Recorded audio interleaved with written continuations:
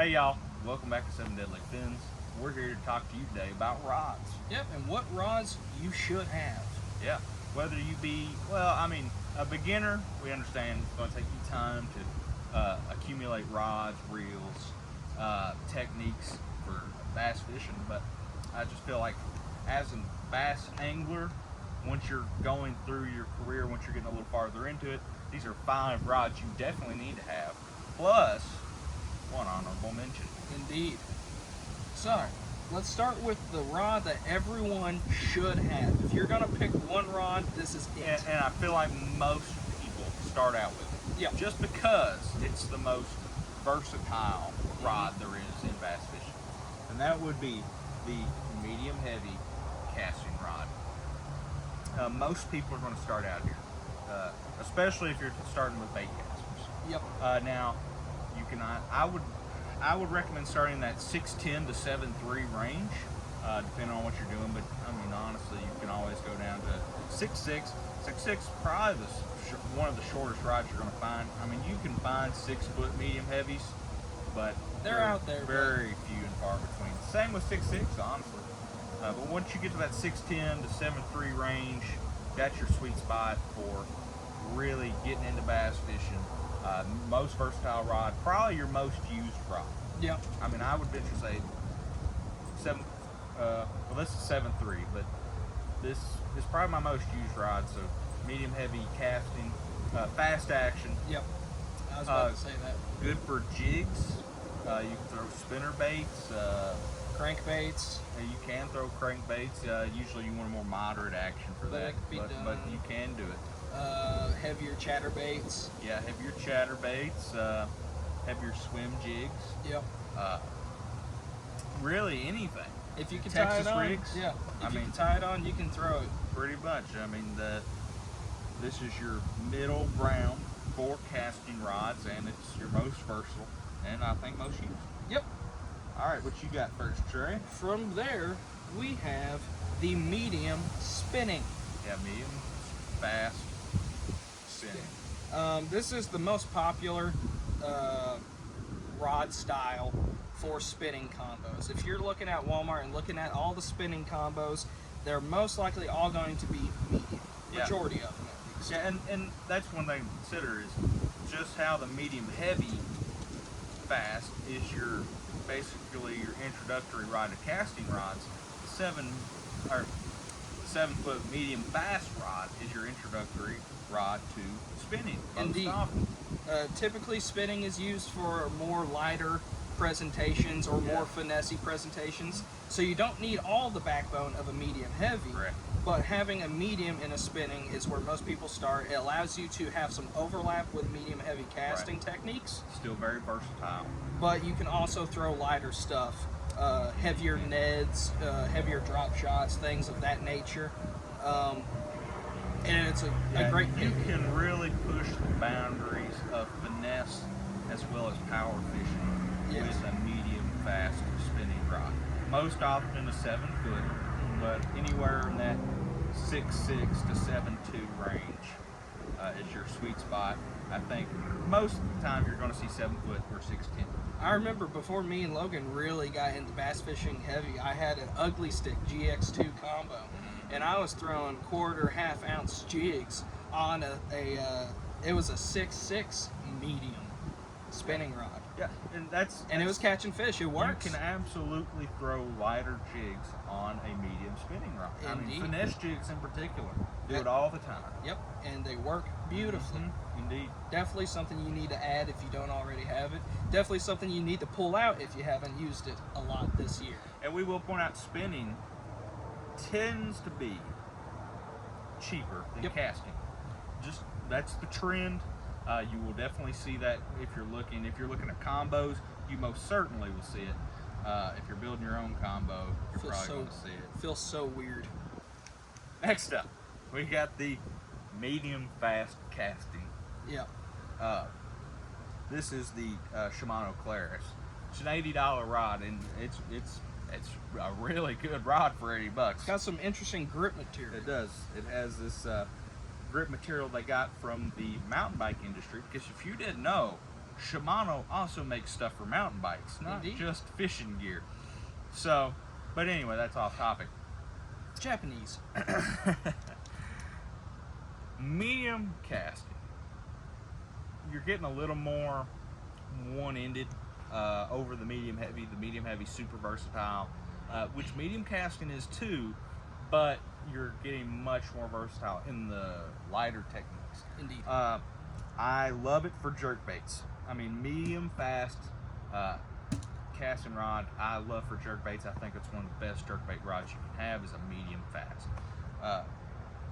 Now, it's also great for lighter swim jigs, lighter chatter baits, stuff like that.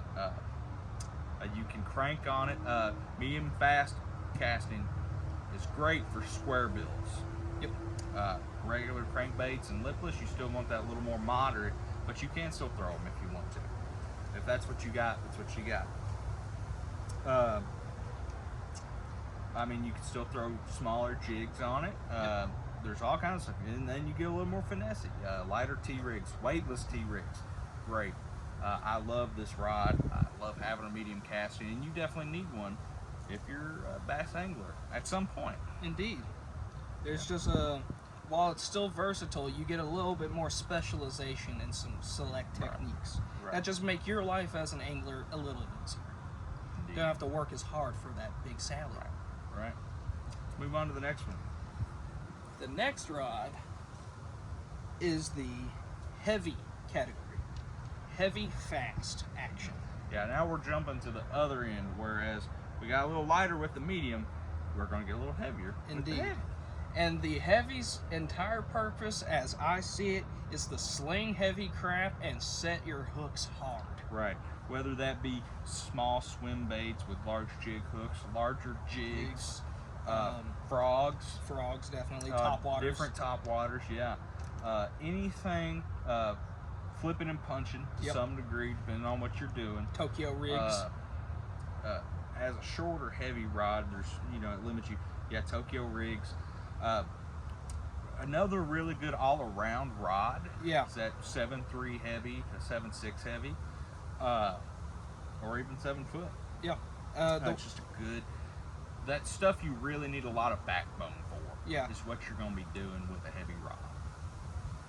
When you got to really stick that fish with something, they're going after topwater, like Logan said, throwing big jigs, and you really need to swing for your fences. You need something with the backbone to support that so you don't double over the rod. Right. And with that extra backbone, you got more backbone to haul in big fish. Indeed. You can actually bank flip or boat flip a 4-pounder with this and not worry about hearing that good old cracking sound. Right. This particular one is the 7.3 Mag Heavy Fast Action Dobbins Fury. Which, as you noticed, I said heavy. This one says mag heavy. But that's just because Dobbins tends to overstate what the rods are. Yeah. So you'll see, this is really the equivalent of just your standard heavy. They just call it a mag heavy. And you'll see most heavies across the board typically have a 1/4 to 2 ounce weight range. You can push that a little bit, and you can underhand that a little bit depending on how moderate the brand is with their actions and such. Indeed. But this is definitely a staple if you're that power fisher that really just wants to sling heavy stuff and haul in Right. big fish. Right, definitely. And like some guys, like depending on where you're at in the country, is depending on what order this is in. This is the order we feel like we're at in Kentucky. But I mean, you're in Florida, heavy might be up in them top 2 for you. Exactly. I mean, I might put it as medium heavy, instead of moving to the medium spinning rod. because depending on, like Logan said, where you're at, your vegetation and what you primarily fish. If you primarily do frogs whenever you go fishing, and that's your your go-to, Yeah, if that's your primary thing. then this is where you're most likely going to start or be your second rod. Indeed. Us in Kentucky, this is primarily jig setup and non-frog top waters, Right. and or, as Logan has on here, heavier swim baits, soft body swim baits or glide baits, things of that ilk. I guess technically smaller swim baits, but Yeah, not in the 5 to 7 or 8 ounce range, but your 2 Right, ounces, yeah. your ounce and a halfers. Exactly. All right, and then I'll move on to my last rod and the last of the 5 actual rods in this video before we get to our honorable mention. It doesn't have a reel on it, but this is a medium light spinning rod. Now we're starting to get a little more intricate in the details and a little more technique specific. So the reason we went with this is because I feel like before anybody moves into big swim baits, stuff like that, they go to the finesse techniques to get technique specific. So we could have chose medium moderate casting or medium moderate spinning for crankbaits, but we really went with this because of the popularity of such things as the Ned rig, the drop shot, ultra finesse jigs, stuff like that. And that's what this rod does. Yep. If you want to get finesse, you know, we're talking stuff sub a quarter of an ounce. You're getting to your medium light territory. Not ultra light or not light. It still has a little bit of backbone to it, but you're getting there. If you're throwing small Ned heads or small drop shots, ultra finesse Texas rigs, this would be the rod you would use, and it's still that spinning technique. So if you're talented in your spinning technique, this rod is good. And this is the 13 Fishing Fate Black, if you're wondering. I'll also add that this is a great multi-species rod. Yes, it does translate to panfish and trout as well. White bass whenever they're in the run. Absolutely. Crappie. Yep. This can catch a multitude of species across multitudes of finesse techniques. Indeed. Yeah. Ultra small tubes. Yep. Stuff like that. Great for this. Micro cranks. Yeah. But again, this is placing 5th in our little thing here.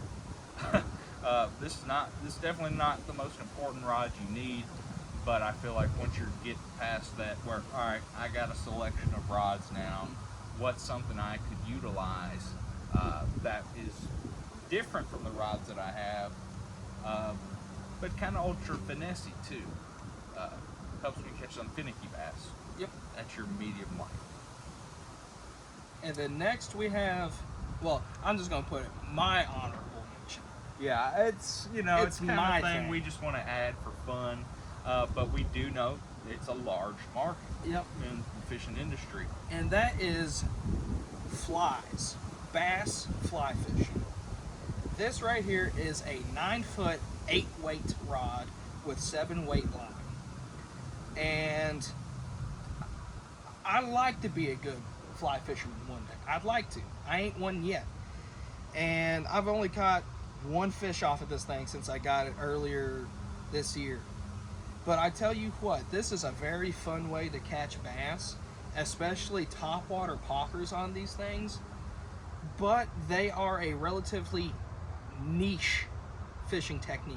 You don't really, in terms of bass fishing, you don't hear a lot about fly bass fishing anglers. Right. You hear about, your tournament pros or your YouTube anglers. Right. They aren't using these type of Bass outfits. fishing in general is a very. Oh, we'll wait for this wind to die down a little bit. Big old gust came through. Yeah. Sorry, guys. For some reason, we're hitting tornado season in the middle of December. I know. It's rough. It's very odd. Al Gore was right. No, I'm kidding. He did invent the internet. But anyway, as I was saying, bass fishing in general is a very power fishing focused community. Indeed. Everybody wants to be casting big swim baits or heavy jigs and just nail them. Nobody wants to go. I mean, this is as finesse as it gets. Yeah, here, so. And in the spectrum of fly outfits and such, this is a pretty heavy weight combo. I mean, under this you have your 4-weight rods, which are primarily for panfish and trout, and then under that you have ultra light 2-weight stuff for like really small trout in streams in Colorado and things like that. A lot of people use this for bass, crappie, some saltwater stuff, but this is still a very small market of people that I have found myself trying to enter, and I have had a lot of fun with this, but it's a very if you're a power fishing minded individual, this is a very hard technique to pick up. Right. And like we said, most fly fishing, I feel like the strong majority of fly fishermen are out for trout. Especially in the United States. Yeah, most definitely. But with that in mind, guys, we're going to wrap this video up. Please like, subscribe, and ring that notification bell, and drop a comment down below. Indeed. Tell us if you've ever tried to fly fishing. How bad was it? Yeah, or whatever else you got on your mind. Check the end screen. We did a few buyer's guides this week, whether that be for top waters or jigs, or we did 2 backpack reviews this week. Check those out, and if if you like this video, if you don't, then just don't, because you're not going to enjoy those either. Yep. See y'all later.